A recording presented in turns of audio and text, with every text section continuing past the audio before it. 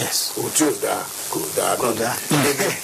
Meaning, we know what is bad. Yes, we know the books. It has nothing to do with whether you're a Christian or a Muslim. You know it's bad to be dishonest. You know it's bad to be deceiving people. Yes. And this we must work on. Yes. If there is a little bit more in that regard, and that the structures of state are working well in such a way that impunity is reduced to the minimum, and good rules are laid out and enforced. Yes. Then it is easier for the religious people. Thank you very much, His Eminence. I know when we have jurists like you, and we wouldn't finish the discussion today, but we hope to have some other times, and inshallah, if you will oblige us, inshallah, that we come over. I hope next time we meet, we shall talk in a more optimistic way. Yes. But right now we have not just an economic emergency before us, we have a moral emergency before us in the country. Yeah. And I'm glad to tell you, while I support what His Eminence has said, from the test of all the research results, the answer and the result are fantastic. You can see university lecturers and the students sitting side by side whenever we invite them for this course. So there's always the light at the end of the tunnel. And the interaction. So, as the Cardinal said, government should invest not only economy, or this and that. Look, consider morality and God consciousness and consciousness of accountability before God. Yes. Seriously. Thank you very much, Sheikh Ahmed Abubakar Lemu, for honoring our invitation. Thank you very much. His Eminence, kindly on our Thank you very much. Yes, the opportunity. Thank you very much to talk to our audience. Nigeria will survive more than survive. What Nigeria will survive and more than survive, His Eminence said, the light at the end of the tunnel. And thank you. What we need to do actually as a nation is emancipation of the entirety requires the participation of all. And Nigeria is a land of many countries, but a land of many bounties. We hope that all hands will be on deck for better society, for the good of the day, and for better tomorrow. I am Aliyu Baba Baro. Thank you for watching.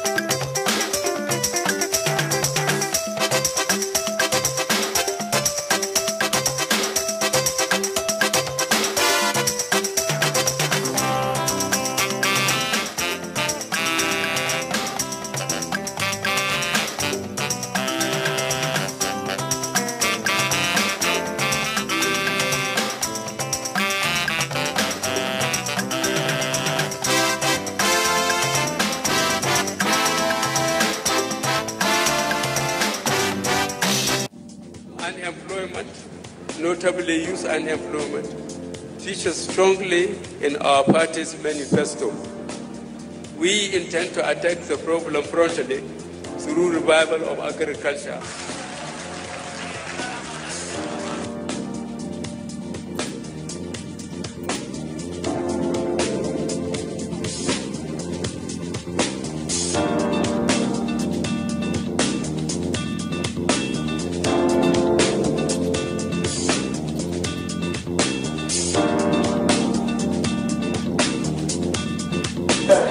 Is going a long way.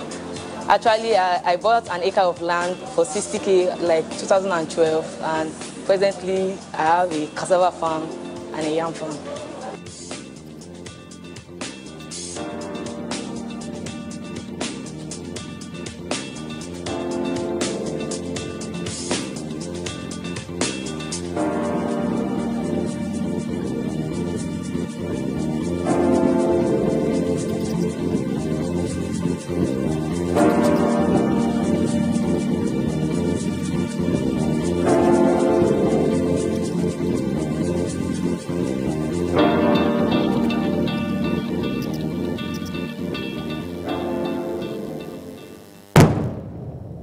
Information is power.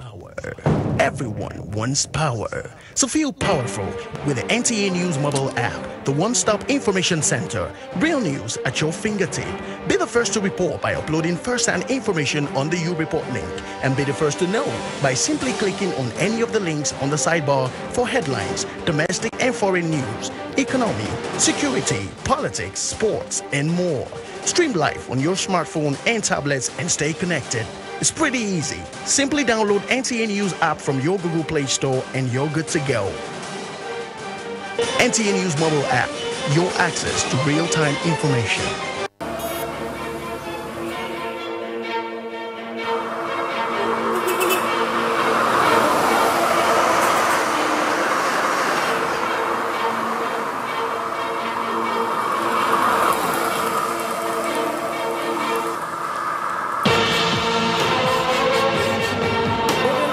Driving the rain? It depends on the velocity of the rain.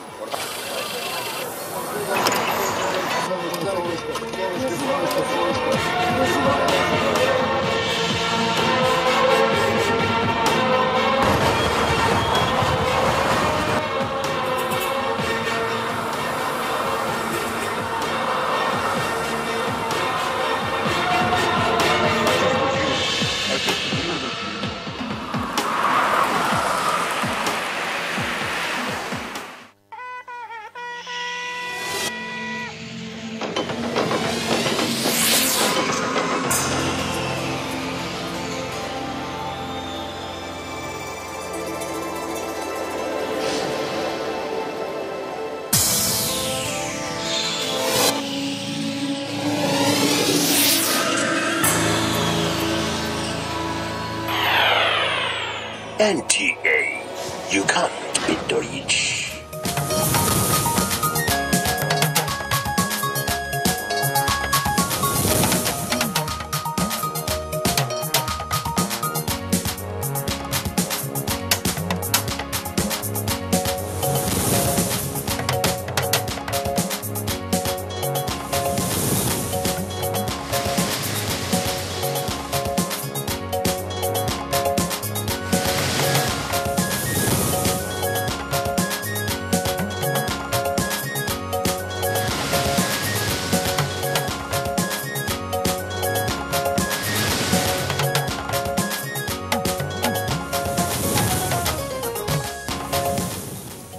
President Buhari felicitates with Nigerians at New Year. Promises free, fair, credible elections. The police operative are still in his residence and will not retreat until Senator Gideon Menai surrender himself for arrest and investigation.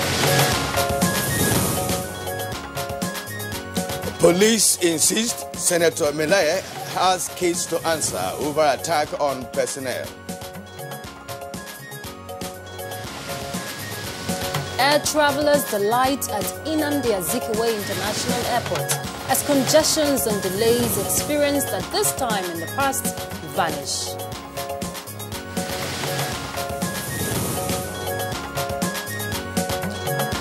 And our focus on Good Morning Nigeria today, which is a New Year Day, is projections into 2019.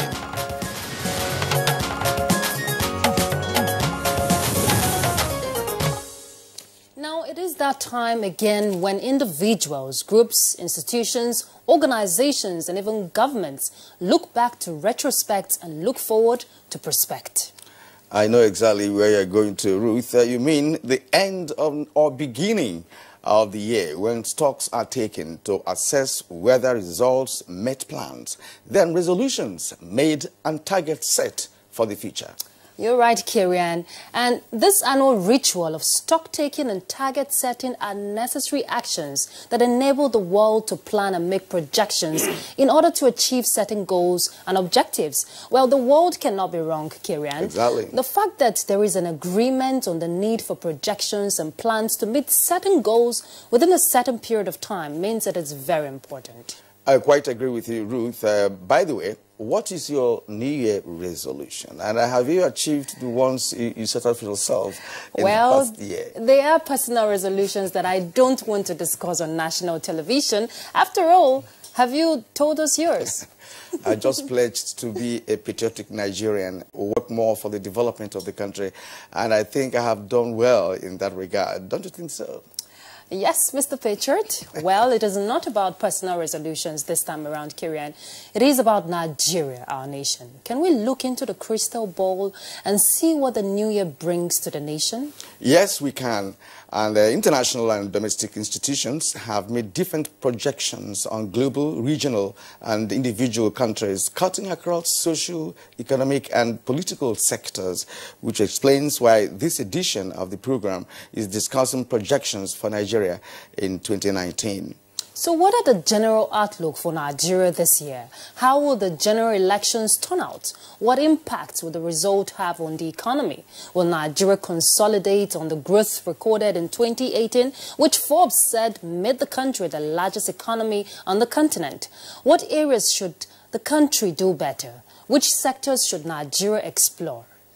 You know, when Forbes make such assertions, it's indeed a very serious matter. It does mean that Nigeria has actually done well economically in the past year. And poses more responsibility. Exactly. Now, these are some of the questions guests will answer as we project Nigeria in 2019 this morning on the program. I am Kirian Umayo, welcoming you to Good Morning Nigeria, coming to you live on the network service of the Nigerian Television Authority on a New Year Day.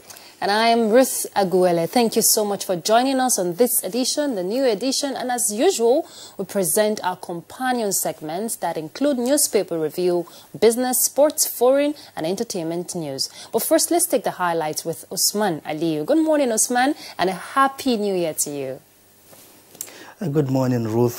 Thanks, and happy new year to everyone there. Now we'll start the news with the message from the presidency. President Muhammadu Buhari rejoices with Nigerians on the new year. In a message to Nigerians, the president says 2019 will be a very significant year for the nation, as it is an election year during which leaders will be elected at national and state levels.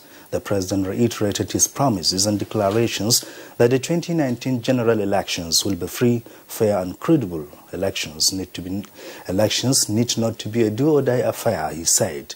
And Nigerians should not approach the elections with trepidation and mortal fear, as a large number of presidential candidates have committed to peace, and peace we shall have. President Buhari said those who continue to trumpet falsehood and negativity are fighting a lost battle, as Nigerians are believing and trusting that his administration will deliver on a level playing field at the polls. He noted that Nigerians desire peace, security, prosperity, inclusiveness, and infrastructural development for the nation.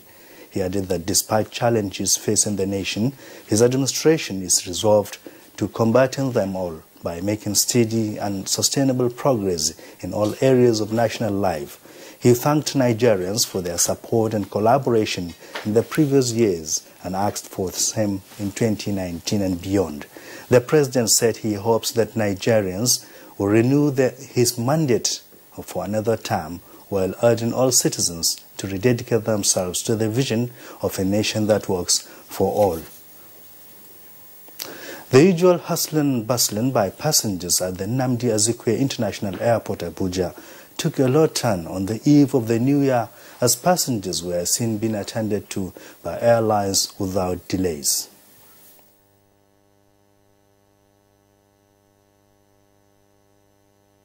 This time around it has been very smooth, not many passengers, so checking in, barely 5 minutes you are done, so a good traveling experience. There's a slight increase, and in terms of the organization, there's a little stability, things are quite changing. In the meantime, in the spirit of the New Year celebration, the Group Managing Director of the Nigerian National Petroleum Corporation, Dr. Mike Antibaru, while felicitating with Nigerians, has promised uninterrupted fuel supply across the country to meet consumers' demand in the new year and beyond. A statement by the Group General Manager, Group Public Affairs, Ndu Gamadu, advised motorists and other consumers of petroleum products against panic buying, as the price of petrol remains 145 naira per litre. He He urged them to report any station that sells above the recommended price to the nearest Department of Petroleum Resources or other law enforcement agencies for appropriate sanctions. And to security now, the army has debunked social media and some online blogs reports that the road connecting Maiduguri and Monguno town in Borno State has been closed to motorists and other road users. In a statement by Colonel Onyama Nwachuku, Deputy Director Public Relations Theatre Command Operation Lafia Dole says, contrary to insinuation, the Maiduguri-Monguno road remains open to motorists and all law-abiding citizens. It reassures the people effective of security as troops are dominating the road with aggressive patrols and ongoing operations to flush out Boko Haram terrorists in Baga. The police say Senator Dino Melai is wanted for a case of alleged criminal conspiracy and attempted culpable homicide committed on 19th July 2018. When Senator Dino Melai and his armed thugs attacked police personnel, shot and wounded Sergeant Anjuma Saliu, attached to 37 police mobile force on stubborn search duty along Aitero Bede Mopa Road in Kogi State. The police operative, with a duly obtained warrant of arrest, deployed to arrest Senator Dino Melai, still in his residence, and will not retreat until Senator Dino Melai surrender himself for arrest and investigation. And that's the news for now. Good Morning Nigeria continues with Kirian and Ruth after this break. Stay with us. Unemployment, notably youth unemployment, features strongly in our party's manifesto. We intend to attack the problem frontally through revival of agriculture.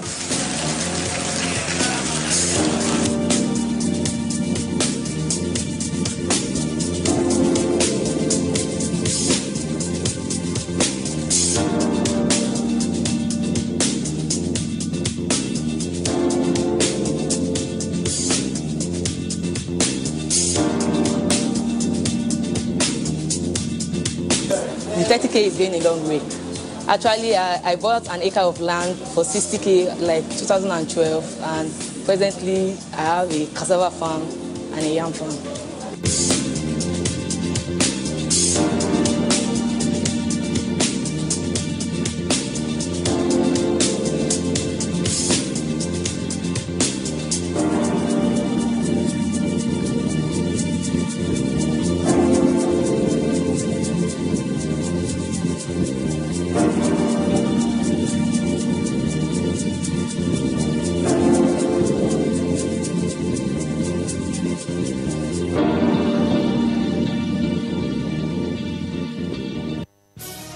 Reorganized, trained, and fully equipped, we are the new improved Nigeria Police Force. We fight crime. We bust syndicates. Whatever the crime, wherever the hideout, the Nigeria Police Force will get you busted. Stop kidnapping, armed robbery, murder, pipeline vandalism, and other criminal activities. Be productive. Be security conscious. Join the police force to secure your life and property. This message is from the Nigeria Police Force Public Relations Department.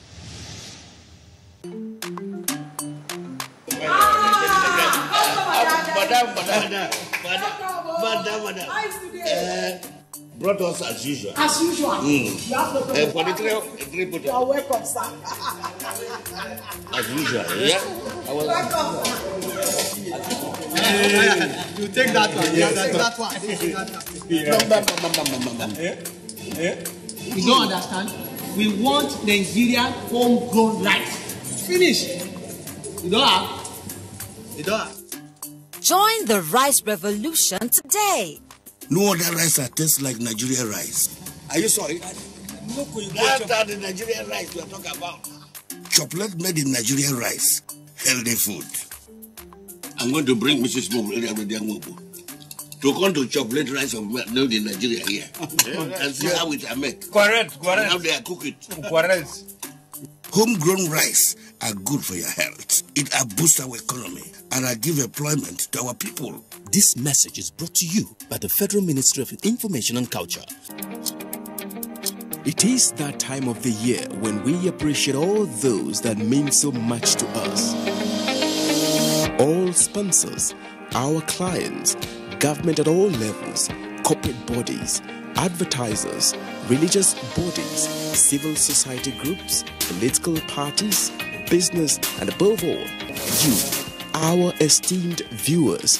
Together we made 2018 great. Together we shall make 2019 even greater. And that is why we say thank you. Merry Christmas and a prosperous New Year.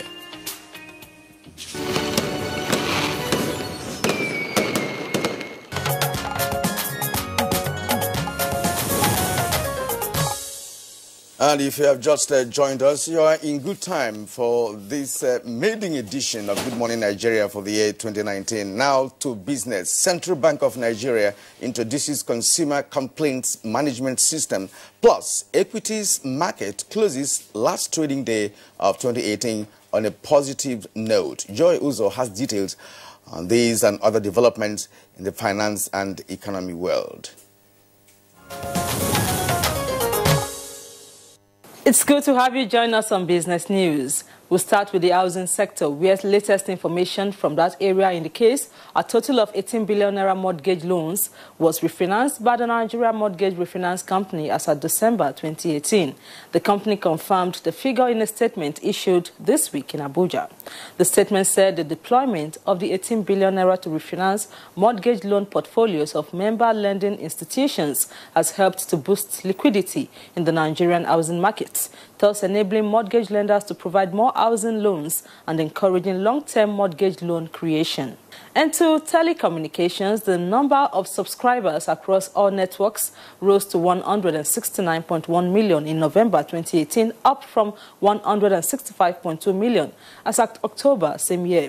The rise in the figure of subscribers, which was released by the Nigerian Communications Commission (NCC) at the close of 2018, also showed an increase in tele density from 118.03% in October 2018 to 120.79% in November same year.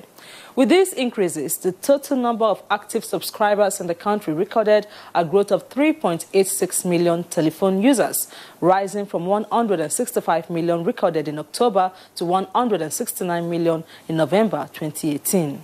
And to the equities market, the Nigerian Stock Exchange closed last trading day of the year 2018 on a positive note, appreciating by 1.27% to close at 31,430.50 basis points. Next is a graphic representation of the closing figures.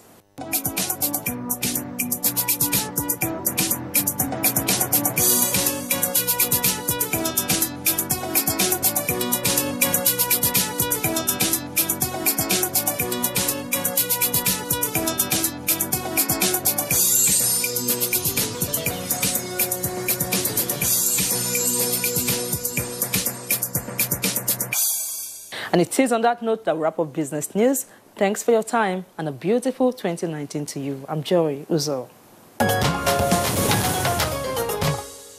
Thank you, Joy. Now, newspaper review is next on Good Morning Nigeria.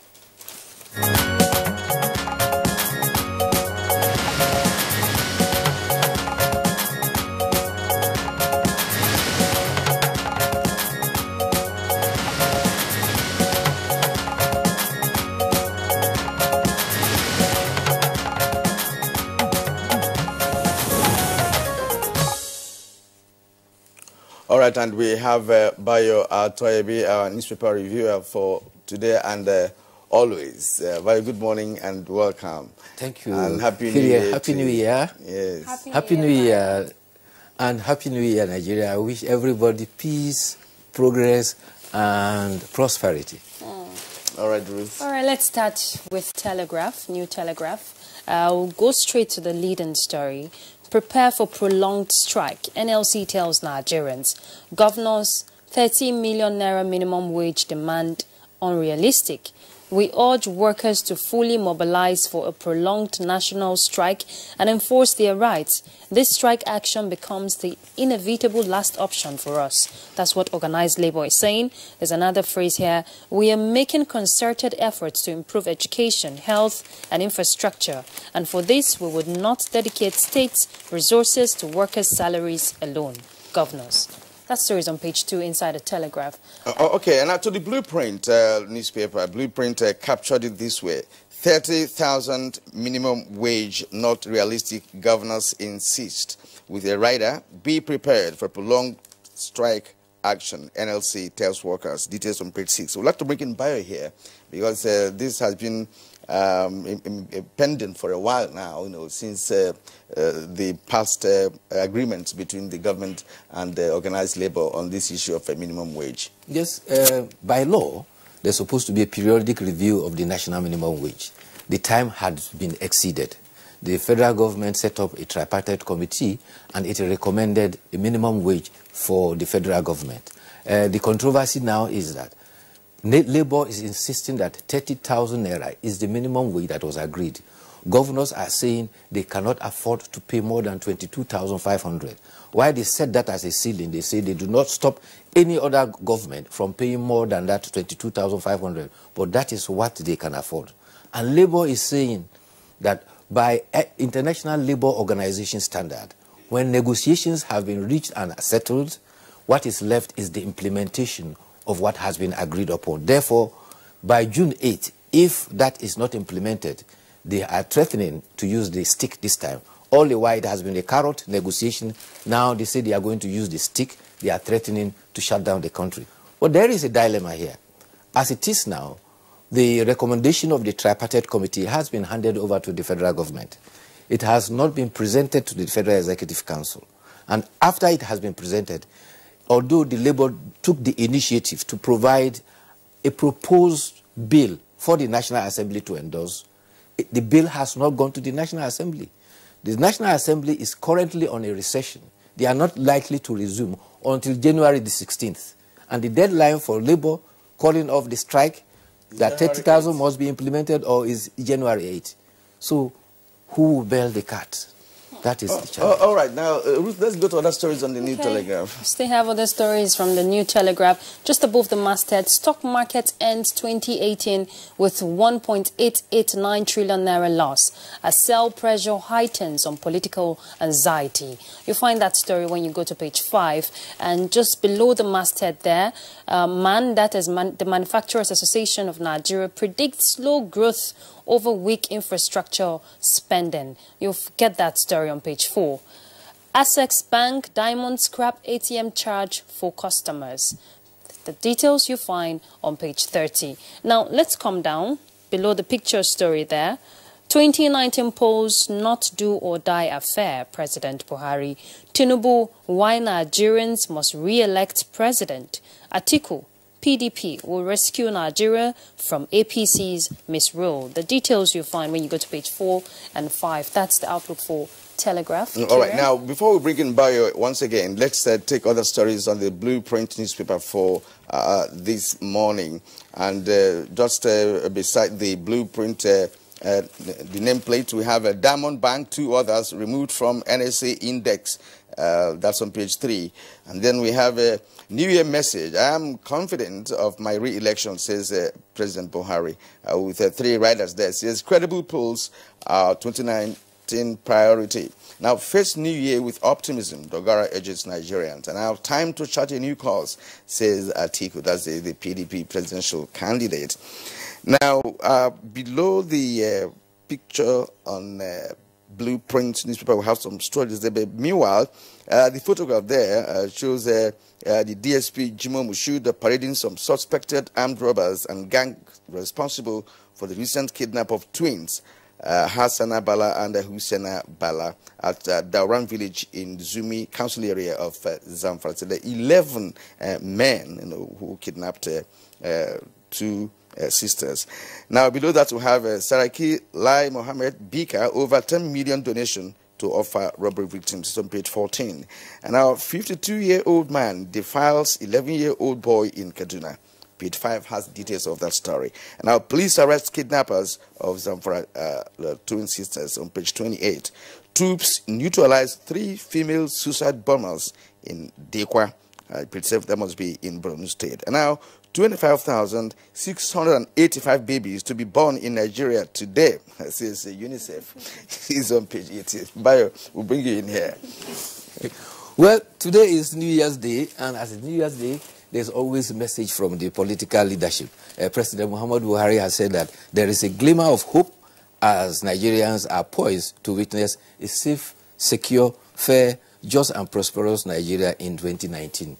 He stressed categorically, as far as he is concerned, elections should not be a do-or-die affair. Special advisor to the President of Publicity, Femi Adesina, says, the President says, we are resolved to build a country where resources are for the benefit of the largest number, not for the greed of the few. There are other political leaders who have also sent messages. Senate President Bukola Saraki enjoined Nigerians to be positive.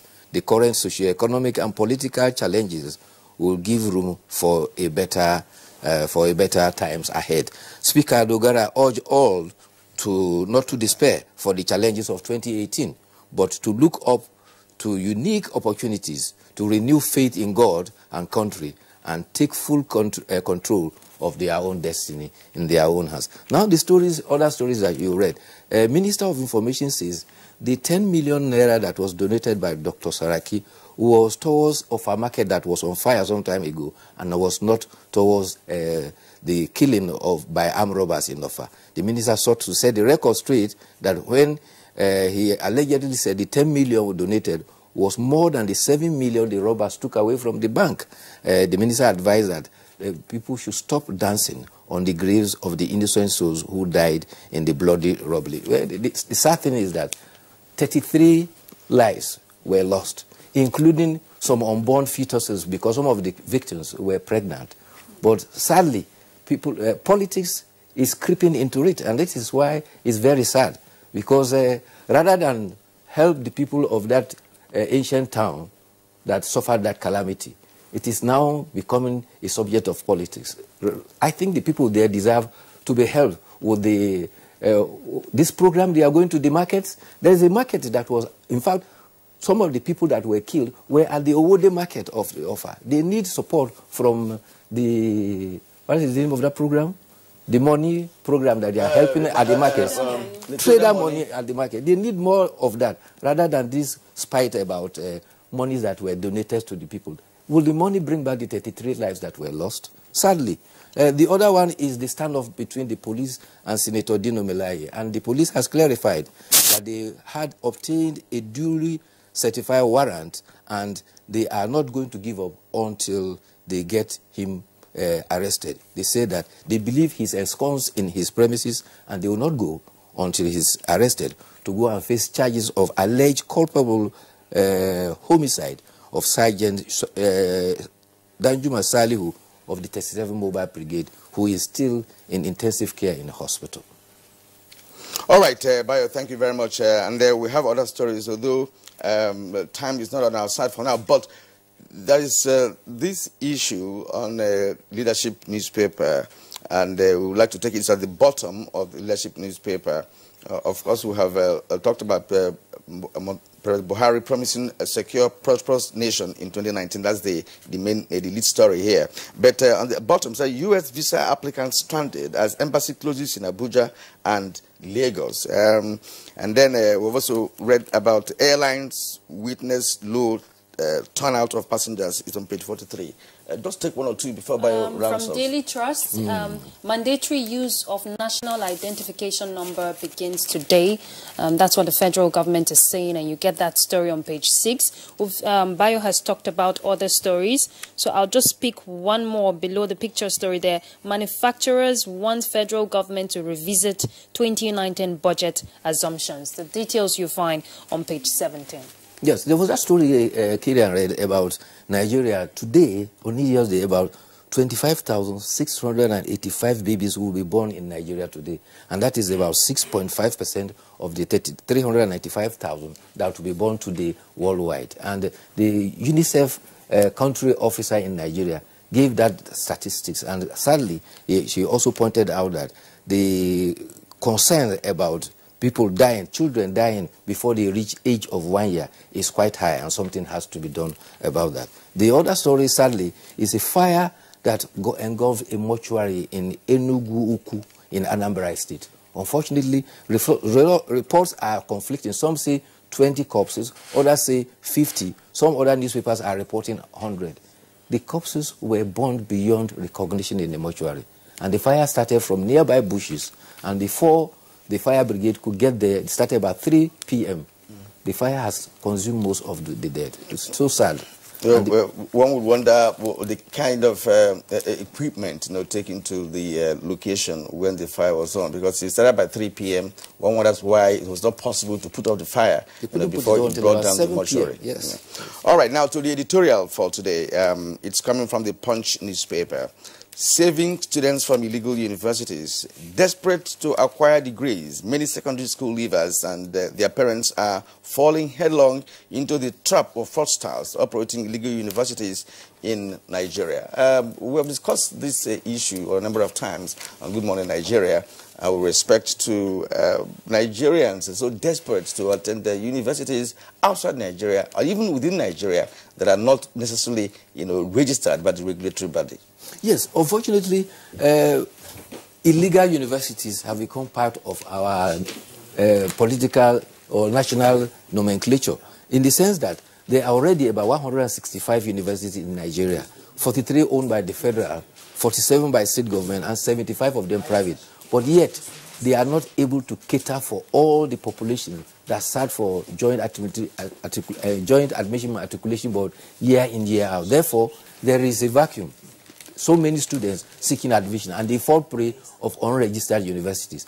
But what the editorial is saying is to draw the attention to the authorities concerned, the National Universities Commission. It is not enough to put out a caveat emptor that, look, there are 37 unlicensed universities, so if you go and register, they'll beware.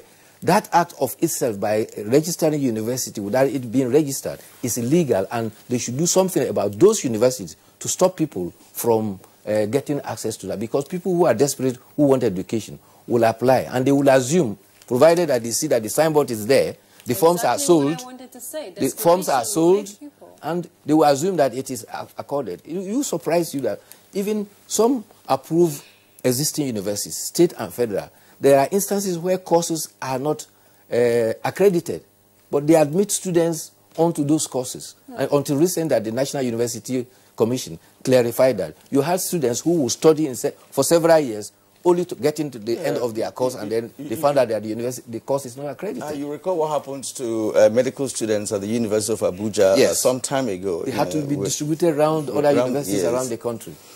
Well, aside the illegal university, there are also, fake admissions people get into the accredited one. Well, thank you so much, Bayo. Thank you. And we wish you a prosperous new year. Thank you, you too. And all our viewers too. Thank you, Bayo. See you again tomorrow. See you tomorrow. Okay, let's go on a break. Good morning, Nigeria. We'll be back. Hate speech is not a joke. It incites genocide and crimes against humanity.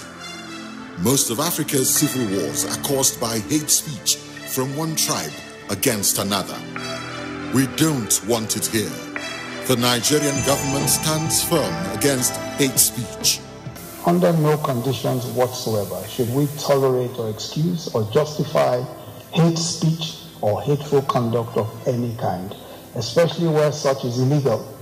There's no doubt that the resurgent push for separatism, as well as the rising cases of ethnic and religious disharmony, are all traceable to the growing phenomenon of hate speech. One nation bound in freedom, peace and unity. Nigeria, one nation, one people. This is a public service announcement brought to you by NTA. These days, people get their news and information from more media sources than ever before. Some of the news and information given are fake, unverified, doctored, and manufactured to create confusion, stir disaffection, and cause disunity. Before you believe or share any news, ask yourself, is this real? Is it from a credible source? Is it verified or verifiable? Fake news is dangerous. Whether you do it for fun or for political gains, real people can get hurt. Fake news, don't create it, don't spread it. This is a public service announcement from NTA. The Candidates, a presidential town hall co-production between Daria Media and NTA, supported by the MacArthur Foundation. 4 presidential town halls, 4 political parties and their presidential and vice presidential candidates, 4 Wednesdays in January 2019, 9th, 16th, 23rd and 30th January, from 7 to 9 p.m. Town hall venue, Sheraton Hotel, Abuja. Moderator, Kadria Ahmed. The candidates will be broadcast live on NTA and other partner TV and radio stations, as well as streamed online on NTA and DTV.media. If you are over 18 and want to be part of the audience, apply online at daria.media or use the hashtag NGTheCandidates, or participate online using the hashtag NGTheCandidates.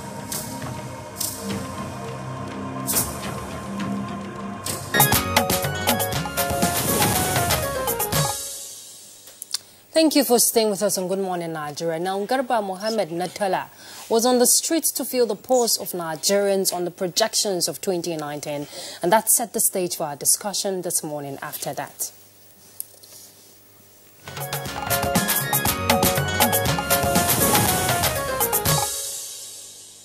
It is the desire of Nigerians to see improvement in their lives, be it personal or as a nation. So it will only be fair if we ask them their projection of 2019. 2019, we expect this country, Nigeria, to be in peace. Because as we are now, there is no peace. Killing everywhere. We are expecting good things. The good things, at least, can be able to, the improvement. So that at least what happened in 2018 should not happen in 2019. The country is supposed to improve in the economy, in a lot of things. Apart from the economy, the kind of electricity. We don't have school. All these private schools that we are seeing, they are charging a lot, and it's still our business that still have those hospitals, all these hospitals and schools. We need government school that can take care of our masses. Thousands of children are there; they are not schooling. We should let them look onto those things. We pray, let God help us to make this our nation to be good, even to change the change that's ruining us.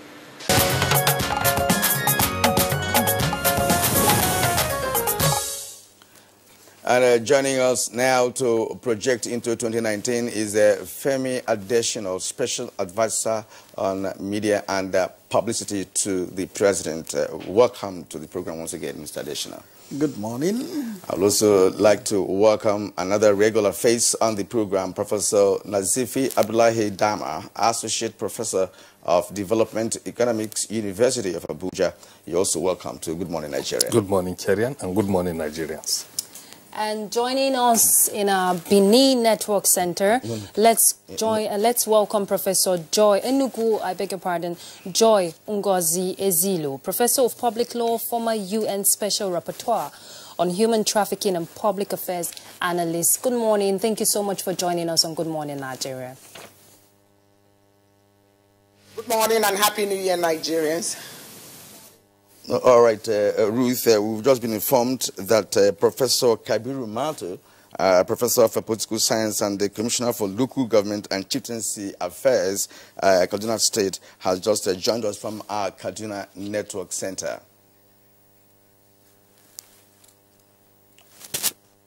Okay. All right. Well, as soon as he actually joins us, we will let you know. But for now, gentlemen and lady, you're welcome to the maiden edition of Good Morning Nigeria for the year 2019. As a matter of fact, it's been a year of political and socio-economic activities within the all strata of government. Of course, we have low and high points scored in all these aspects of our human life. I'd like to ask Femi Adesina to make an assessment of 2018 with respect to every indices possible, for you to be able to illustrate what you feel about the year 2018. Thank you. Well, I'd like to say Happy New Year to Nigerians once again. Well, 2018 was a year that started on a very bad, sad, dolorous note. Recall that there were killings, particularly in Rivers State on New Year Eve / New Year. And then in Benue, it suddenly looked as if hell has opened itself against Nigeria right from the first day of the year. And that persisted for the first few months of the year. But then things changed. The narrative changed along the line. We saw relative peace. There were heightened political activities. The economy began to show some good prospects. So I would say 2018 was a year of, it was a mixed grill year and a year of mixed blessings for Nigeria. But despite it all, here we are. Today, the first day of a new year. Whoever thought that 2018 was going to consume Nigeria now has another think here. Nigeria is here, together, one country, under God. Unity in diversity. So it was a misgrill year for Nigeria, but looking back, we have cause to appreciate God for his mercies to us as a country. Now, Mr. Adeshina, a nation's prosperity is is a huge, the prosperity of a nation is, when measured, is a huge tax on the government. And if we're to measure the nation's prosperity, we're looking at an inclusive society, an open economy, strong institutions, and also empowered people. What are the projections for 2019 in terms of investing in human capital for a productive population? Yes, if you look at the President's New Year message to Nigerians today, you'll find that embedded in the message, because he has said that the administration, well, in the remaining 5 months, and hopefully after it gets re-elected, will continue to use the resources of Nigeria for Nigerians. Therefore, it will take care of human capacity development, it will take care of infrastructural development, it will take care of security, grow the economy, and all that. So you'll find all those projections in the message given by the President on a day like this. And still on you, Mr. Adeshina, while we want to dwell with you for now, we're informed that you have to leave us very shortly, so we want to get your opinion. Now, one of the 3 cardinal points, for this administration is anti-corruption war. And this year has been quite challenging, we must admit to that, in the fight against corruption. But what are the likely possibilities in combating this menace in this year, 2019? Yes, the thing about corruption fight is that you don't stamp it out by the snap of a finger. It's a continuous thing. And it's work in progress. Even countries like China and I think in Philippines, corruption also attracts some death penalty. You'll find that they have not been able to extirpate the evil completely. It's a continuous fight. One good thing is that Nigeria has started the fight. And the assurance we have is that we will never return to that time when stealing was not corruption. Nigeria has defined corruption, and we know what it is, and the battle will continue. So it was fought in 2018, it will be fought in 2019 with more vigor, and there will be progress. And of course, in some instances, the President has also made some statements, concerning 2019 with respect to the fight against corruption. He said he's going to up the ante on the fight against corruption, believing that he will ensure that all those who stole the nation's wealth will return them in due course for national development. And at this point, let's ask our guest here, Professor Dama, to also let us in to your own assessment of 2018 with respect to overall administration of Nigeria and many challenges that, came up along the line of governance in terms of, security, in terms of political relationships among political parties, members of the National Assembly, and executive, legislative relationship, and what have you. Thank you very much, Kerian. I'm not a political scientist. I'm an economist. And therefore, I would like the public maybe to accept my shortcoming in terms of some of the issues that I may not be able to analyze diligently as a political scientist. But that, as it may be, we are living in a country of 180 million people. This administration has inherited one of the most distorted structural foundations any government could have. It is always easy to make statements, but when it comes to implementation, that is where the crux of the matter is. Human beings are the ones that are being ruled, and the behavioral pattern of individuals can change instantaneously. For so many years, our country has lived on the basis of distorted institutions. People are doing what they want because there is perpetuation of impunity, and there are people can do anything, can commit crimes, and can go away with it. And if you look at the issue of corruption, from my own assessment, from my own perspective,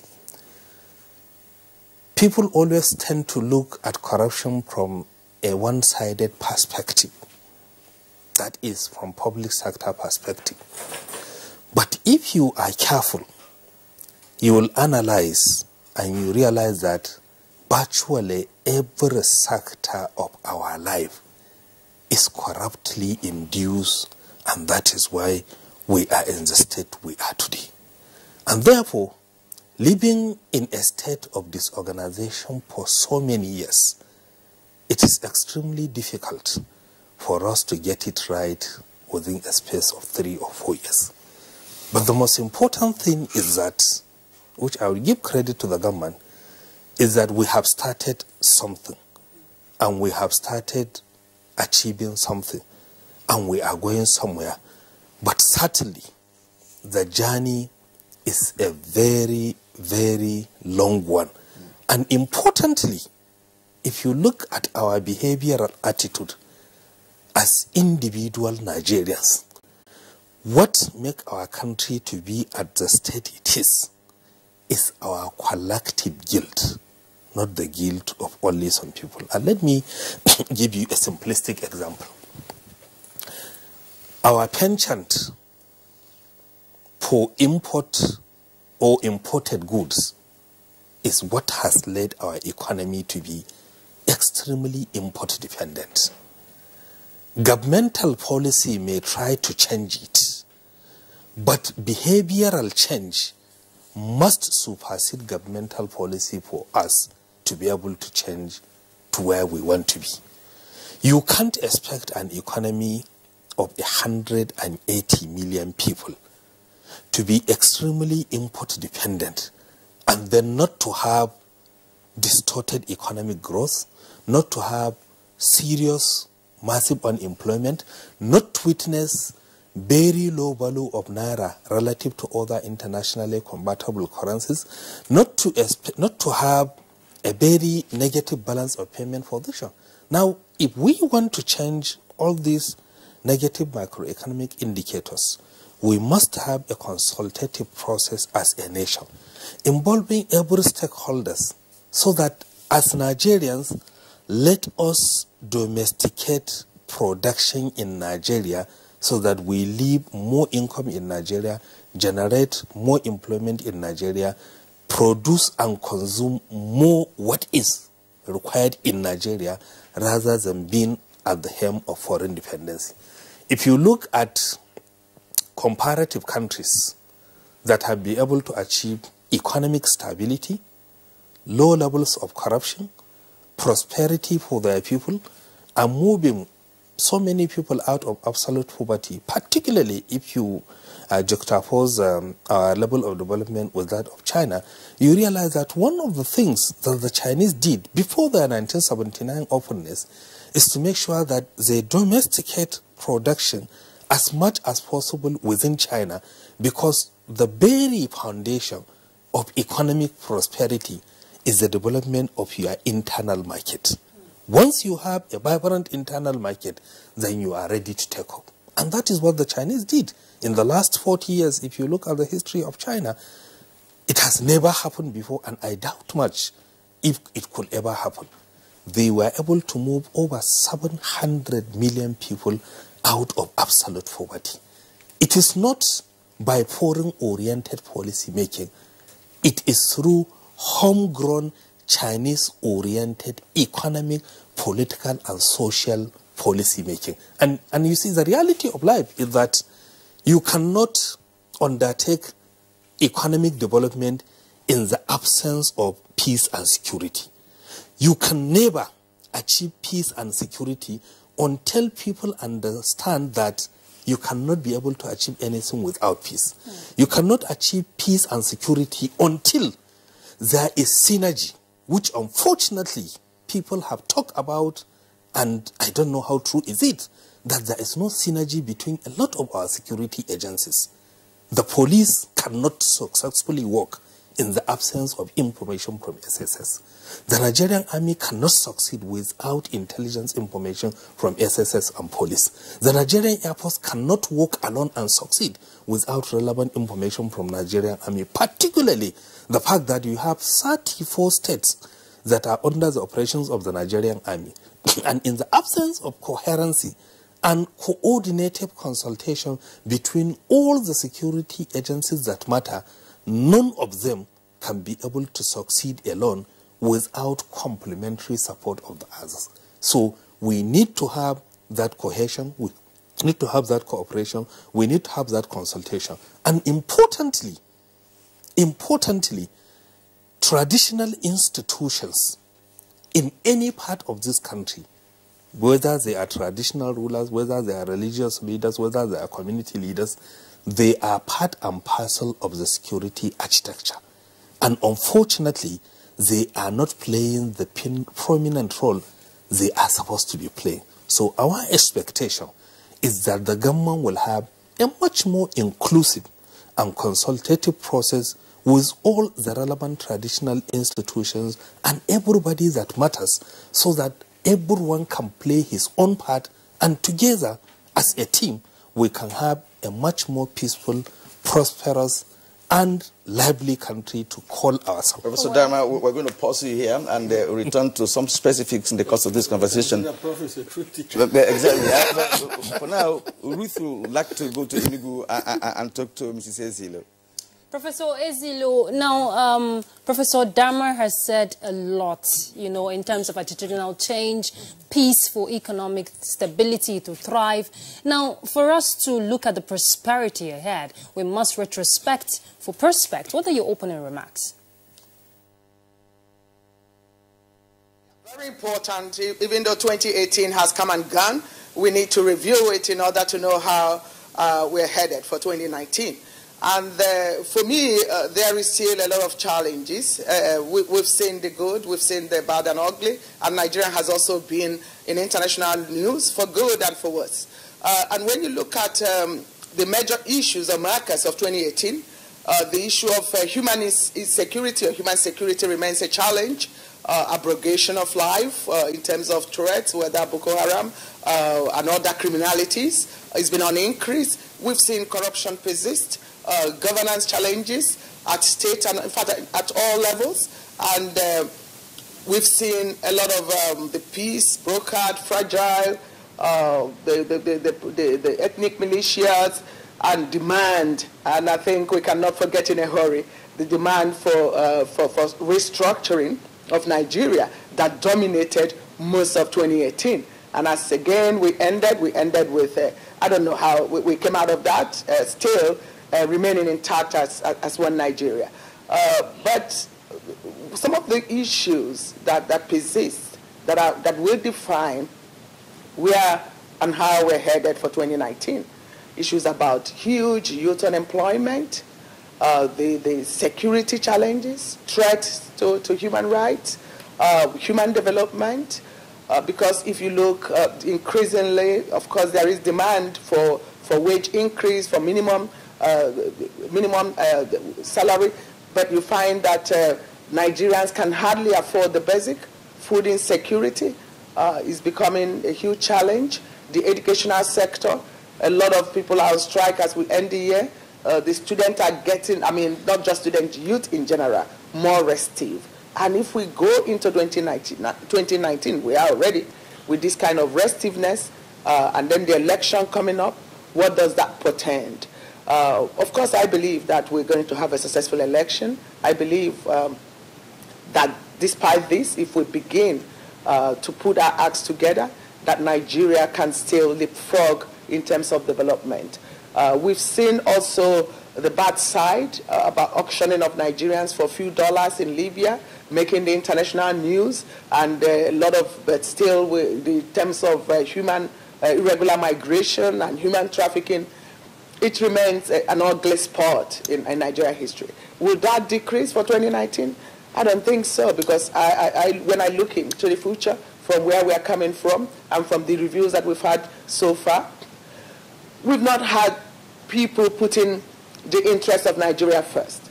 And I mean political leaders and elite. They don't think Nigeria first. And they need to begin at all levels, whether at the level of lawmaking or governance, think Nigeria first before they think of themselves. We have so much selfishness that we are not patriotic enough. We don't love this country. Because otherwise you think, how will one person want to acquire so much? Or how will one person want to make law and start thinking of themselves and not looking into the future to what will be the benefit of that? And that's why basically we have not made much progress. Some of the fight, and whether between legislative and executive arms that we've seen, sometimes I said, as also someone who has been active in civil society movement, someone who has been very active in the pro-democracy movement, someone who have opportunity to represent some of them seeking asylum then in London, working with Human Rights Watch. I look and I said, how come that since transition, we've had such a selfish politicians, that if they had thought about how to strengthen institutions and build institutions and not strong men and women, if they had thought about putting Nigeria first, definitely we would not be where we are.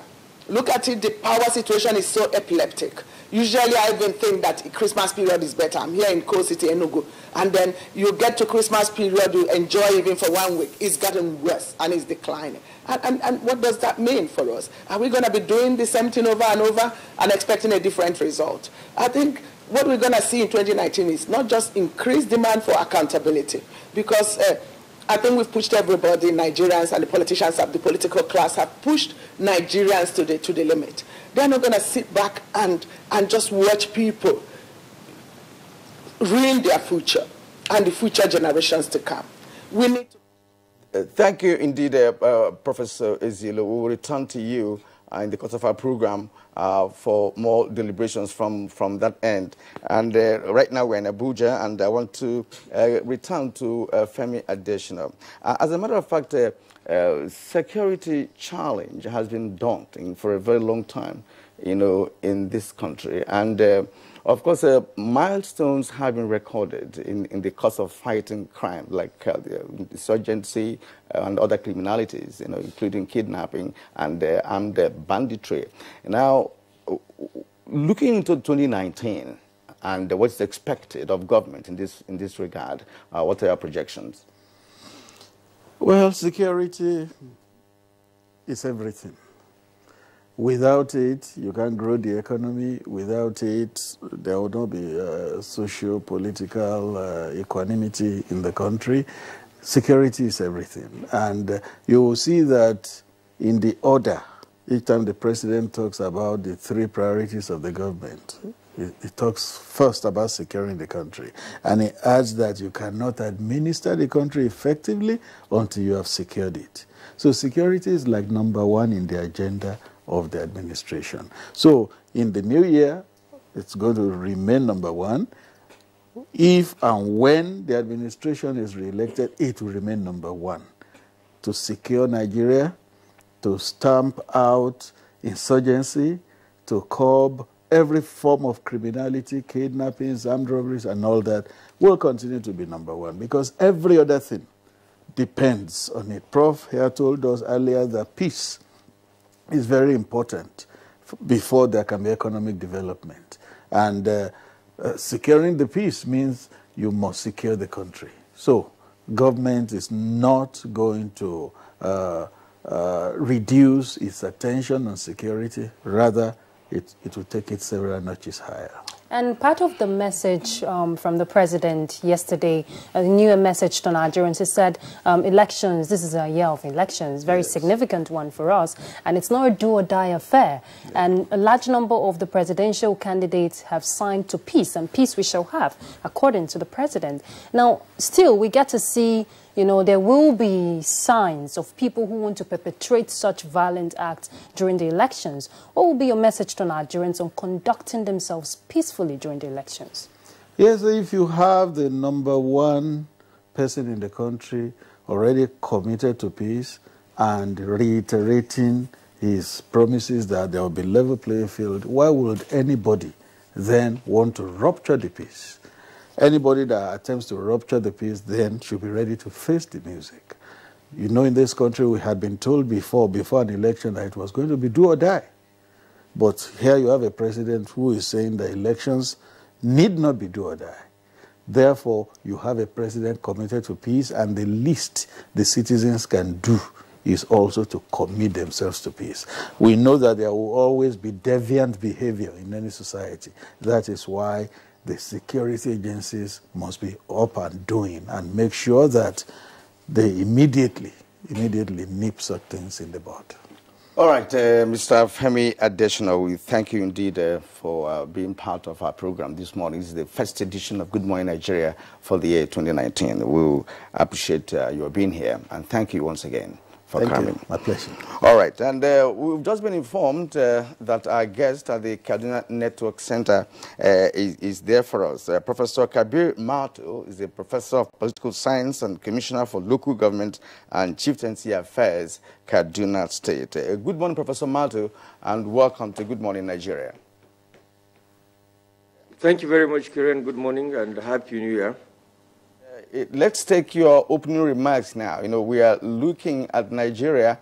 Well, of course, the projections are there, but it's important for you to start by looking back at 2018, and let's have your own assessment of what transpired within the year concerning every sector of our national life. Well, thank you very much, Kieran. I have listened to, some of my colleagues, say their opinion about what happened in 2018. I share quite a few of their views, but I also will wish to differ, in so many dimensions about, the perspectives that they took in 2018. 2018, like many other, years previously preceding elections, in this country, in my view, was the most peaceful year we have had since, 2002, 2006, 2010, and I will say 2014. Obviously, the major issue that Nigeria has faced over time, revolves around the issue of security, corruption, the economy, etc., etc., and if we observe what happened in 2018, we will see that heralding the 2019 general elections, a lot of political heat will obviously be on ground, and obviously that's what we saw. We saw the insurgence of what you call a lot of political desperations and desperados crisscrossing from one platform to the other in order to struggle for access to state power and resources. And we've also seen the heightening of degree of insurgency, especially in the northeast and some substantial part of the northwestern part of this country. But the lesson here is that these particular incidences are not particularly new, to Nigeria, as I have said in the preceding years, leading to elections, especially from 1999 to date. But then, of course, one of the most important thing that I think must be made very clear is that some of us came out very profoundly in 2015, especially soon after the election, to advise or to warn that Nigerians would always expect that immediately a new government was elected, that virtually everything would, within the span of a minute, change tremendously. People will expect normally that life in its entirety will change without the commensurate attitudinal requirements on the part of the citizenry to appreciate the backlog of substantial national problems that we have had, and then the very rigorous process, of political brickmanship coupled with effective governance to be able to, effect fundamental changes, from the old system that, we were coming from. People expected that in 2015, by May 30th, 2015, everything was going to be, a bed of roses, it will be honey and milk and so on and so forth, without really attuning their minds to the fact that there has been colossal damage done to the Nigerian economy, polity, and society. And so this, to a greater extent, contributed to the, cushioning and, of course, the promotion of political aggression on the part of certain individuals that we witnessed in 2018, as, like I did say, prelude to the 2019 elections. But, of course, that's mostly what citizens will expect. It's very important to turn back to what is going to happen, in my own view, in 2019. Like the President rightly mentioned, the elections are going to be peaceful, they are going to be fair, they are going to be free, fair, and credible.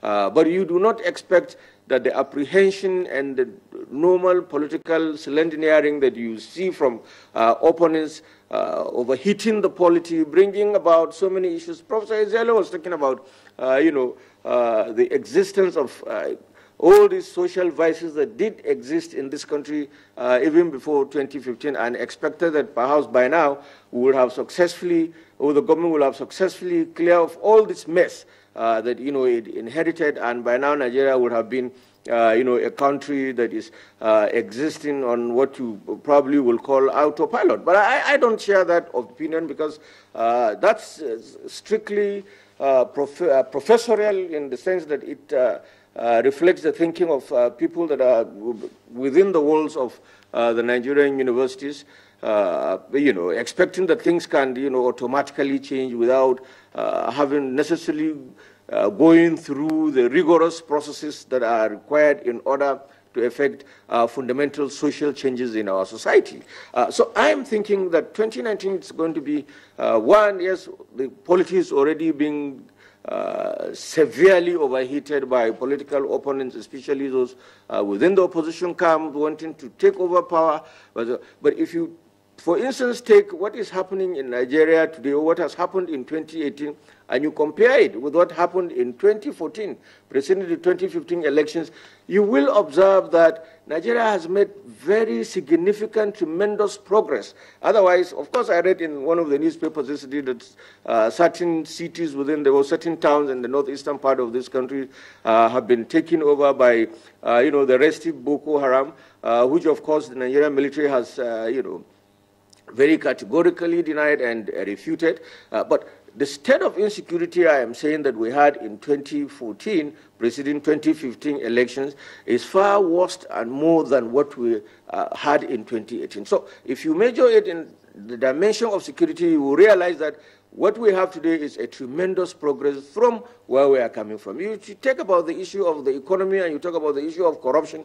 In 2014, corruption was, a national malaise, to the extent that people operate. People are just looking for the opportunity to be corrupt. Today in Nigeria, the stakes have, been made so high that it is very, very difficult for public officials to indulge in massive corruption. And if you do that at very great risk, because like I did say, the stakes are so high.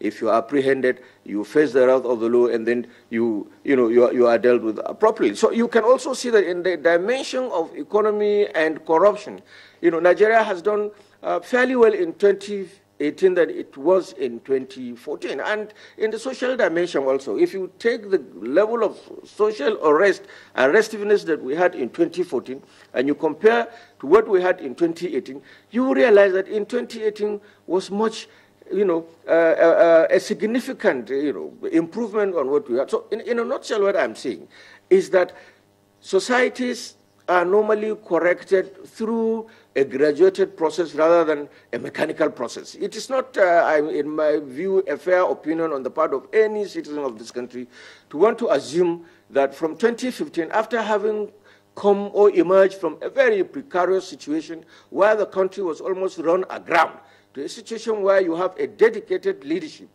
at the center and in several other units of the Federation putting up substantial efforts in order to be able to correct this rot. I do not think that it's fair on the part of any citizen of this country to want to assume that by 2018 it's honey and milk and it is El Dorado and all things are fine.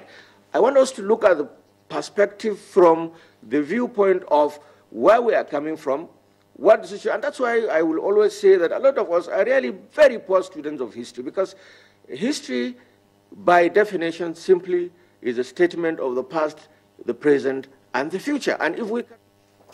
Okay. You're right, Professor Mato, there in our Kaduna Network Center. If we want to set the foundation right, we must, take track record from the past before we can look at the future. Now, back to you, Professor Dama.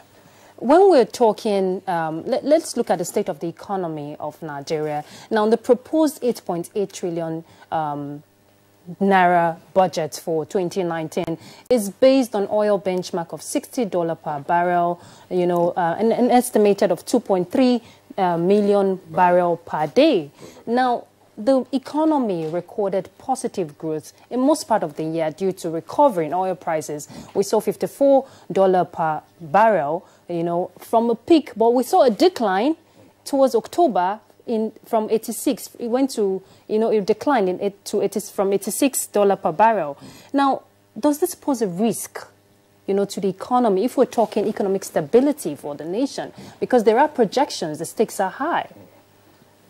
Thank you very much. If you look at the trend of economic development in the country in 2018, if you look at the macroeconomic projections, you realize that we have not been able to achieve so much, but we are not doing badly. The third quarter GDP growth rate was 1.8%, which is not to the level of over 3% projected as per the budget. If you look at the unemployment figures, they are also increasing.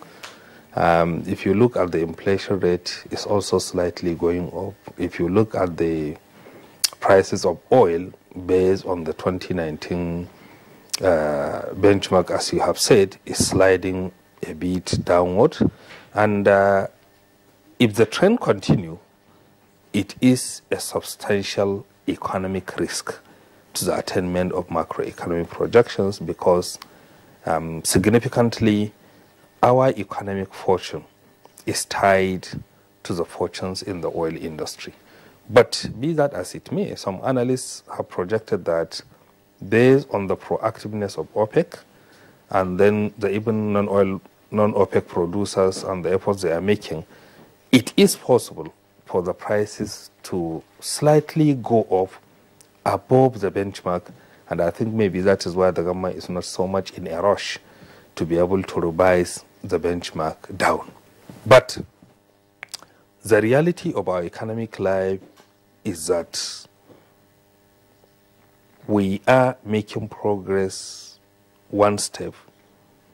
We are also making progress or retrogression two steps.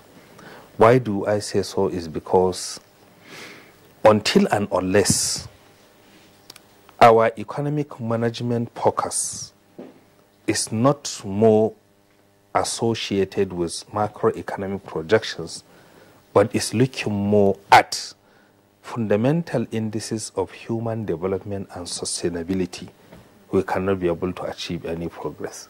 It is one thing for a country to have a stable foreign reserve in order to finance its importation or to provide import cover. It is another for it to have exchange rate stability between Naira and the dollar. It is another for the economy to be growing maybe at 3, 4, 5%. But the fundamental question is, as far as development is concerned, how does this positive macroeconomic indices translate into better quality life for each and every citizen? And this is the crux of the matter. The Chinese, the Indians, the Malaysians are very much focused in their economic policy making, not necessarily on the macroeconomic fundamentals, but on every aspect of economic growth that is achieved. In what way does it translate into better quality of life for citizens? As I said earlier, the Chinese were able in the last 4 years to move over 700 million people out of absolute poverty. Today, China has a foreign reserve of over 3 trillion US dollars. In terms of foreign reserve, Chinese are the biggest. But fundamentally, if you look at what the Chinese did, why they have succeeded, there are 4 cardinal principles that make China to succeed. Number one, if the issue of institutionalizing medium-term national development planning culture, as at today, the Chinese are implementing their consecutive 13 5-year national development plan, meaning for the last 65 years, they have that culture. Now, that culture will entail consistency in macroeconomic policy and its predictability, a very strong oriented confidence on local and foreign investors as to where the economy is moving. It will also provide a basis for coordinated development strategy across various sectors of the Chinese economy, because development at any point in time is a mutually reinforcing phenomenon. You can't develop the health sector without commensurate development of the educational sector. You can't develop water supply without agricultural development. There is strong interrelationship. Number two, what the Chinese have done is that they have a deeply rooted culture of consultative process on every single sectoral or policy making. Number three, the Chinese are very, very much known for fiscal discipline and better economic management. So if you want to succeed... I'm not cutting you short, but we have painted scenarios, China as a case in point, with respect to governmental policies, economic policies, and their implementation. Well taken. Now, bring it down to Nigeria and what this government has been able to do in the last 12 months with respect to moving the economy forward. Forbes just reported positively on Nigeria's economy for now, and that for me is an indication that something good has taken place. Now, with respect to 2018 and all the economic indices humanly possible for analysis, what happened and what are you projecting? Because this is a non-productive nation, if you ask me, in terms of the fact that we do not, we're not into manufacturing and that we are not exporting as much as we should do, and invariably that brings about, imbalance of foreign trade and what have you. So what are you projecting the nation should do? Should we borrow what China did, word for word, or do we develop our own, native approach to it? You see, Kerian, you interjected my analysis, because that is where I'm moving further away from Nigeria to China. Well, I'm trying to lay the case and see what are the lessons that we can be able to learn, because many a times If other people succeed earlier than you, there is nothing bad in learning from them and then internalizing or domesticating it. Now, if you look at the trend of economic growth and projections in 2018 and what we expect in 2019, number one is we expect a more harmonious relationship between the executive and legislature toward passing of the budget and its implementation. Number two, we expect a more positive approach toward national development and strategy. As I've said earlier in several of my outings, and I'm continuing to say it now, you cannot achieve sustainable economic growth and development for 180 million people in the absence of a coherent national development planning culture. We need to go back to that culture. We need to do more in terms of attracting productive-oriented foreign investment, not venture capital-oriented foreign investment. We need to have more conversation between the federal, state, and local government and every stakeholder on the appropriate costing of capital projects in Nigeria, because we have one of the highest costed projects across the country. Finally, the president needs to appoint a more coherent, realistic economist to head Ministry of Budget and National Planning, because as an economist, I cannot head Ministry of Justice. And the president also needs to appoint chief economic advisor who has a cabinet status that can sit at Federal Executive Council and sit at National Economic Council and peel the faults of the ministers and the governors to provide a coordinating framework for result-oriented economic policy making. All right, thank you, Professor Dama. Ruth, we'll take a short break now. You know, when we return, we will kickstart our conversation with Professor Joy Enugu. Let's take a break now.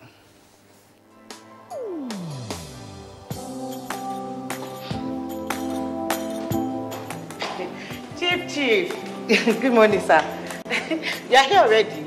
No, now my spirit day, my body day for house. What kind of question is that? Were you not the one that fixed this meeting for 8 a.m.?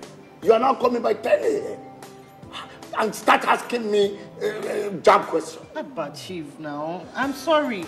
Don't you also go late for meetings sometimes? You know now, African time. No more African time.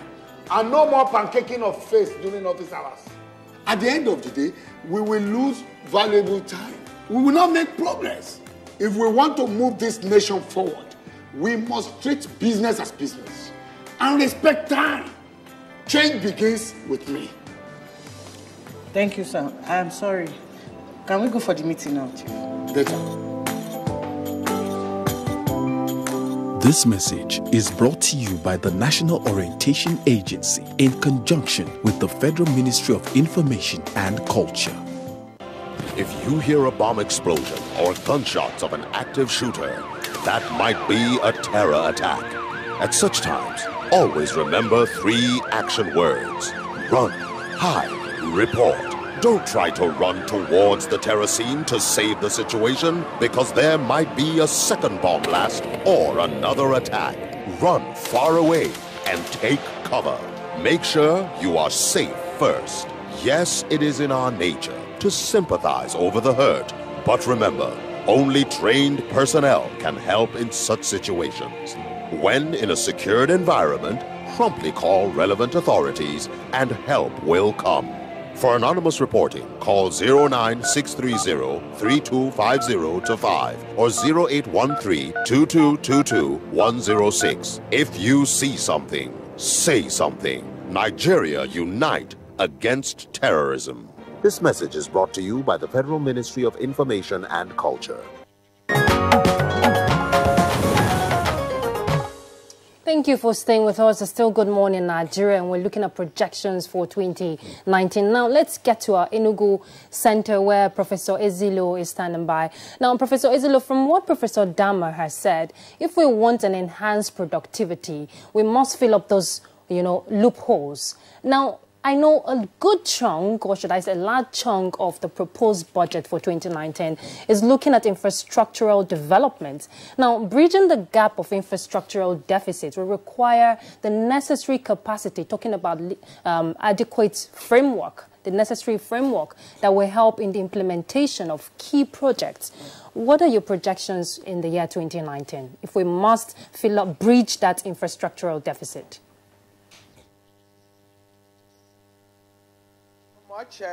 Of course, I'm not an economist, but I am very economic literate. And when you're looking at the issues of the budget, and then even coming back from what I said last, what I think, and I still believe, and what is my thesis, is that we can do better, and we have the wherewithal to do better.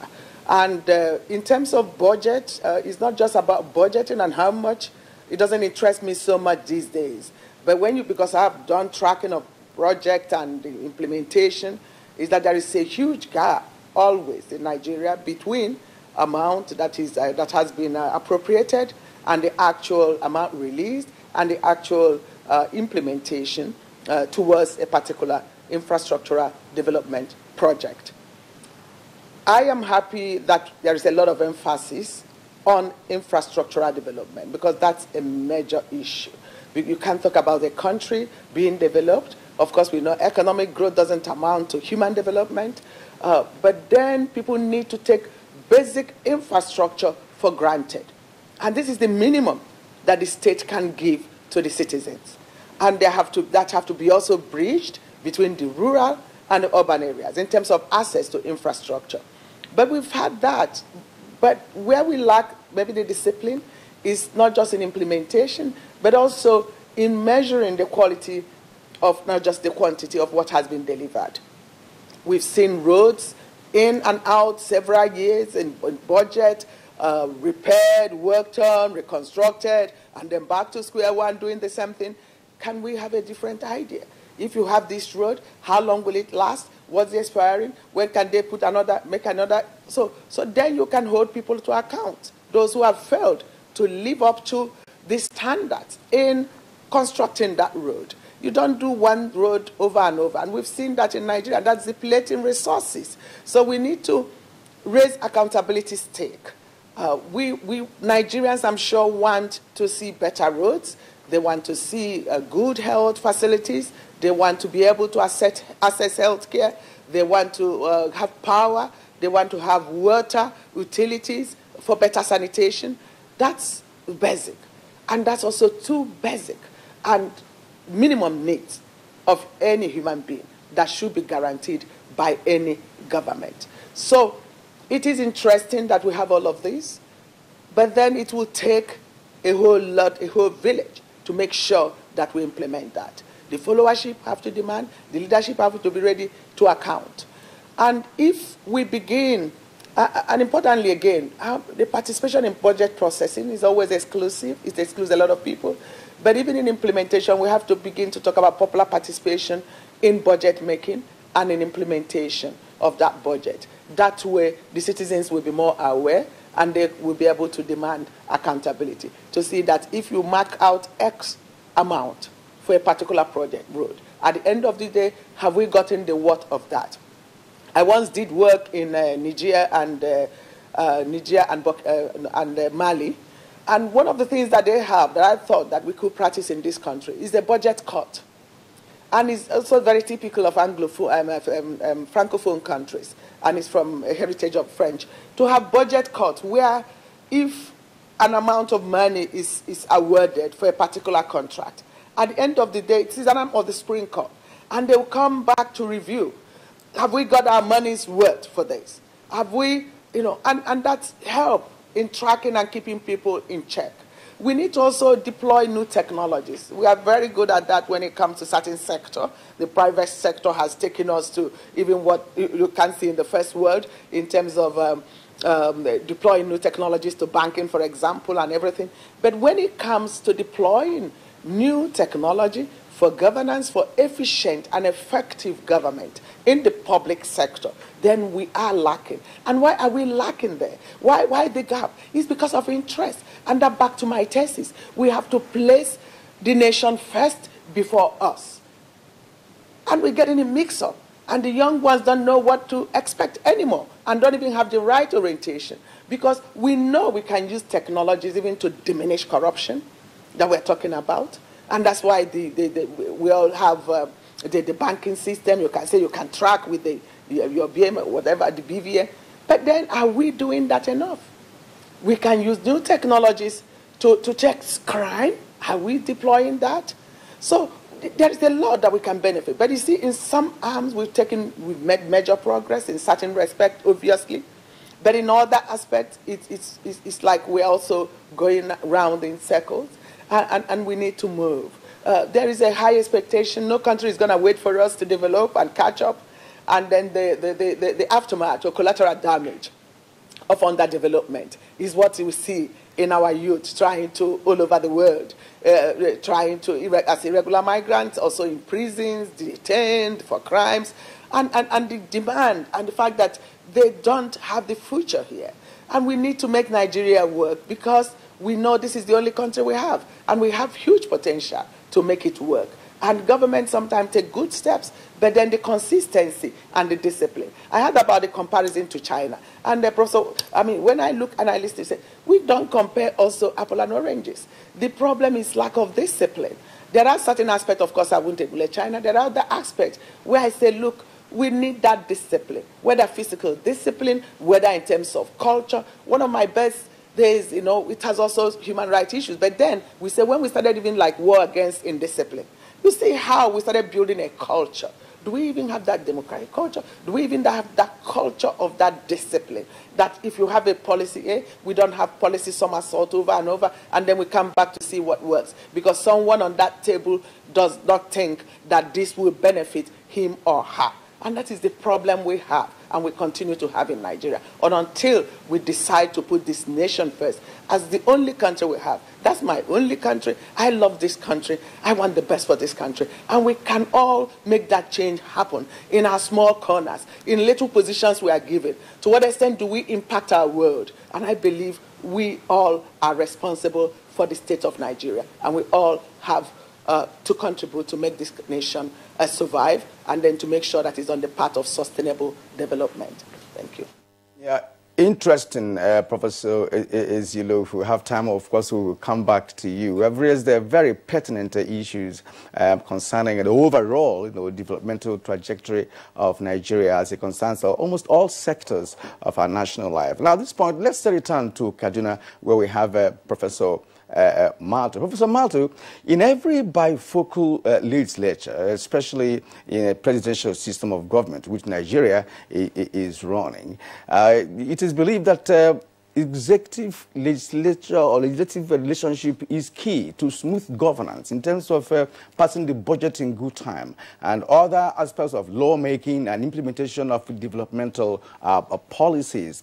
Now, we know what happened in 2018. We've had some battles between the executive and the legislature. There are delays of budget passage. We also have some contentious issues that prompted hot debates along party lines and what have you. Now, as a political scientist, what will be your projection in 2019 with respect to executive-legislative relationship and overall administration of the country?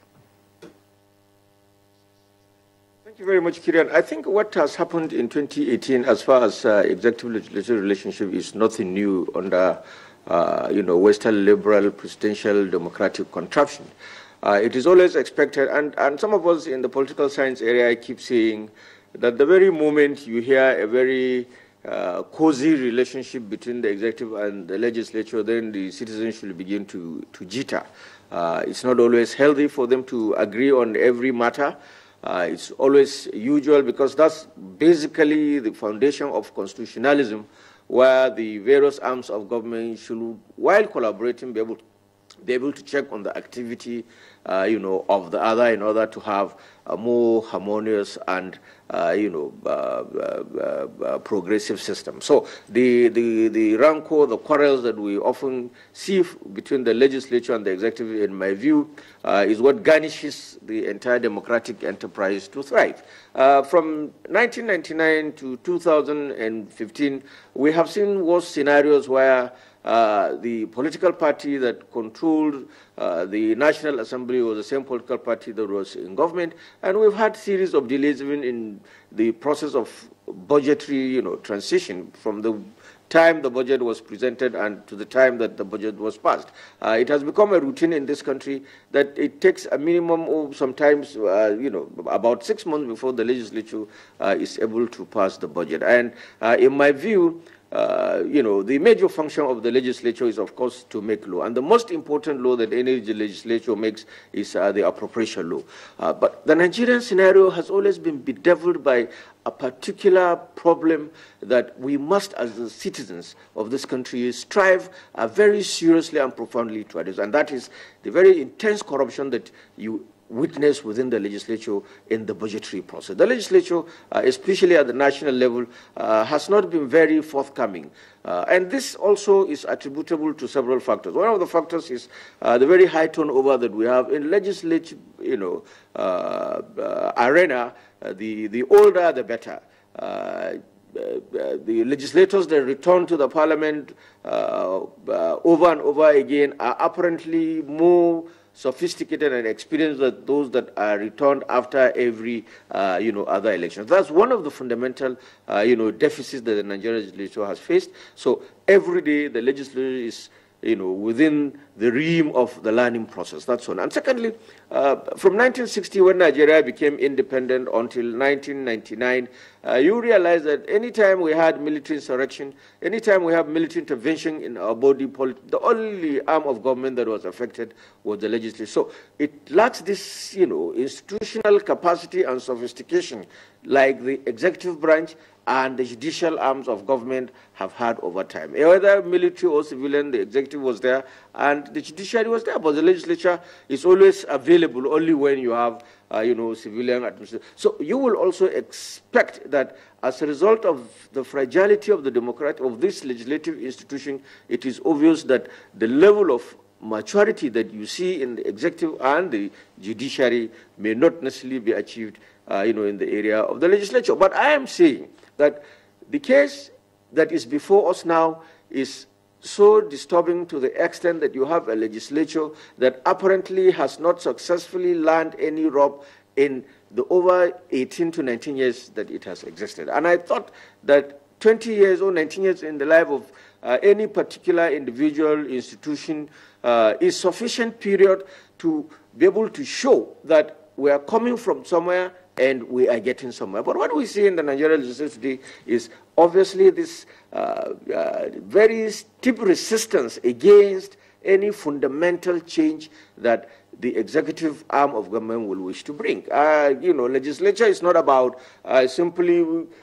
going to the parliament, bringing bags of money, or whenever any legislation is to be made, the executive arm of government has to put on the table a lot of resources that will, ginger and water the ground for the legislatures, in order for them to be able to do their constitutional responsibility. So I think the major crisis the Nigerian legislature is facing is the issue of corruption. And as long as we are not able to read that out, and I hope the Nigerian people will be able to appreciate where we are coming from and where we are by ensuring that at every epoch, and the legislature, in my view, especially the National Assembly, is more of a cult.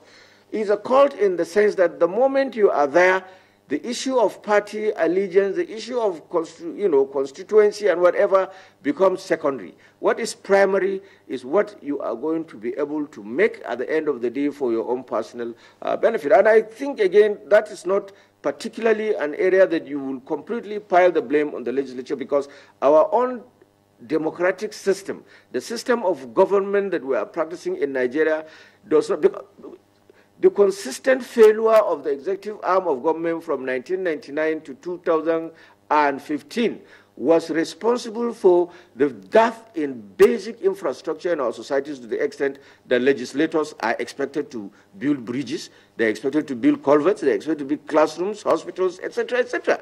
These are not functions of the legislature. So the society, the system has placed so much demand on the legislature to the extent that the members of the legislature have since deviated from their constitutional responsibility to an area, if they go on oversight, if you talk about oversight in the National Assembly parlance, what simply it means is that you are going to look at the books of a particular MDA and then take returns at the end of the day. You're not really interested in seeing the implementation of the appropriation bill on the particular, government department or agency, but you're only interested in seeing how much have you received, what have you put in place, or what is our own share. And so this basically has become a recurring phenomenon in the Nigerian legislature. And I think we are learning rather very slowly. There has to be some very radical transformation in order for us to be able to achieve, because there must be this symbiotic relationship between the executive and legislature if the democratic enterprise is really to achieve any meaningful purposes. In 2018, it was so chaotic because, yes, we have seen, some insurrections at the level of the leadership of both the Senate and the House of Representatives, which has its roots, of course, in 2015, when the leadership was to emerge. There was a failure on the part of the political party in government to effectively coordinate its activities so that, parties selected or party choosing candidates will take the leadership of the Senate. Those who became Senate President and the Speaker of the House of Representatives were more or less, Protestants within, the ruling party. And I think, and based on the way things were going on, probably the Ghana must go that used to become the hem of affairs in the two chambers of the National Assembly eventually ceased. Money for bills, money for law, etc., that characterized previous administrations' the strategy of dealing with the National Assembly became also severely deficient or absolutely cut out of the system, must have actually frustrated the leadership of these two chambers to the extent of, playing the roles that they played in 2018. But I think that's very clear. That's the beauty of Western liberal democracy that places elections at intervals. It is 2019.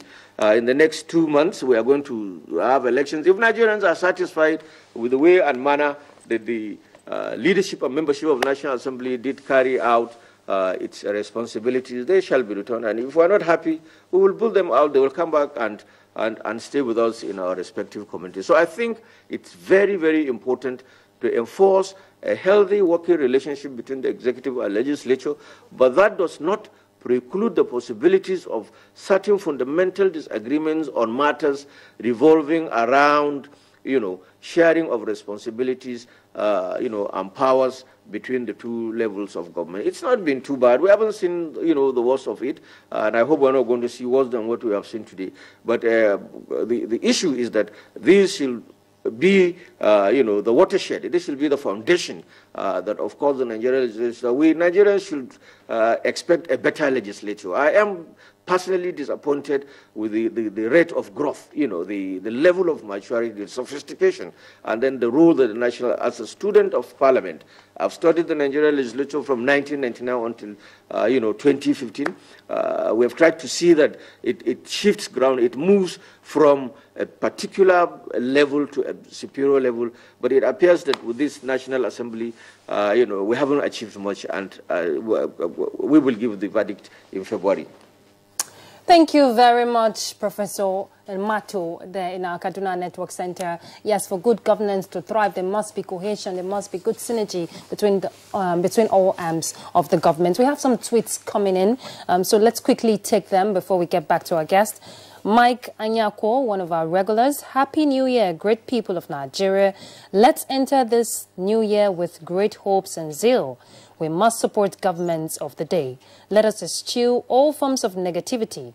Also, we must think more on what we have to do for our nation and not what it does for us. We must be security conscious. Now, from Festus Akimbewa, government needs to mobilize our youth and give them the task to build our infrastructure with what we have in Nigeria. It's senseless to give jobs to foreigners when millions of our youth are jobless. And on security, sadly, kidnapping, banditry, insurgency are still present. On business, the cost of doing business in our country is very high, which will continue to stifle business investments. And from Abraham Chichile, for me, I so wish Buhari could be re-elected so that his administration can finalize with what it has started. If Buhari gets re-elected and completes his tenure after 4 years, I hope to see younger and decisive leaders that can take this nation to the next level. For our country to move forward in 2019 and beyond, we should refrain from nepotism, tribalism, and corruption. Now, Dele Jack Solomon, let me start by saying Happy New Year to NTA Good Morning Nigeria crew and the good people of Nigeria. May this year bring good tidings, new happiness, new goals, new achievements, and a lot of new inspirations on the lives of Nigerians. By God's grace, Nigeria shall be a great nation, wishing us the best in 2019. Thank you very much, Dele Jackson. And Annie Umar Kassina, as we enter 2019, I wish the best for my dear country. Talking about corruption, I hope this administration will continue, if re-elected, to fight corruption, because no country can develop if corruption exists. Security challenges also must be given high level of consideration. And from Comrade Alaji Ngala, by the wish of God, Nigeria will have peace. The economy will grow faster than before. In the year 2019, we are going to have free, peaceful, and credible elections in Nigeria. Let's join hands and support the government. And Ibrahim Modo Aji, our expectations and projections are more with military here in Maiduguri for God to give them more strength to further crush Boko Haram. Government should be more proactive in its quest for total elimination of Boko Haram in 2019. Happy New Year, Nigeria. Chris Simeon, if you don't see yourself as a winner, you can't become a winner. The year 2019 is going to be a year good things for Nigeria will happen. Free and fair polls and violence-free year. Good morning, Nigeria, and Happy New Year. And Mutana Farouk, as much as I can sound to be optimistic, Nigeria's general outlook for this year would be better than last year in terms of economic solace of Nigerians. The result of the general election perhaps will have some elements of economic retardation, but they will certainly be surmounted. All right, Victor here, Sumora, Happy New Year to all the crew. This new year will bring more abundant victories and blessings. We pray for a free, fair, peaceful, and credible elections. The results of the presidential election will be too close to call. Either way, it will affect the economy positively. And Dele Jack Solomon, the campaign issues are similar to those that featured in the 2015 presidential elections. This included political violence, particularly an end to the Boko Haram insurgency and the recent conflicts between herdsmen and farmers, which has claimed thousands of lives. Please, we beg our politicians and electorates to conduct themselves in a more civil and tolerant ways, because peace is not negotiable in the 2019 before and after election. And Suleiman Sanusi, there is going to be a cleaner picture of progress in the year 2019. I promise, if we are all indeed willing to take this nation to the real next level by doing away with nepotism, especially in the areas of employment, or else Boko Haram will end up recruiting a huge number of people. And Ibrahim Modo Aji, on economy, our projections is tied more on the 2019 budget, which hope to consolidate on the gains of 2018 budget. I am projecting a booming economy if properly implemented with focus on human capital development. Happy New Year once again. Indeed, we have a litany of tourists coming in here, more of them. We want our children to return to university. Enough of sitting at home, says Abdullahi Onisabi. And Suleiman Sanusi is saying, with President Muhammadu Buhari being the front liner, I trust the nation with him, but that doesn't mean there are no shortcomings. Human errors are inevitable. That's a human character we cannot do away with. I am sure all Nigerians that 2019 will be a prosperous year. Amen. Now, to that. Sadiq, 2018 has gone with so many mixed feelings. We pray that 2019 will be a stepping stone for Nigeria to fly higher. And Aminu Haliru, I wish all Nigerians a happy new year. All kudos must go to the current administration for achieving more in fighting corruption, security, and also economic stability, even though there are some issues concerning the above factors, but we must appreciate. All right, Mike Anyakwo, 2019 general elections are here with us. Elections generally heighten tensions in Nigeria. All aspects of our socio-economic life are affected by electioneering. But we are mature people, knowing full well that it must not be a do-or-die affair. In any election, there must be a winner and a loser.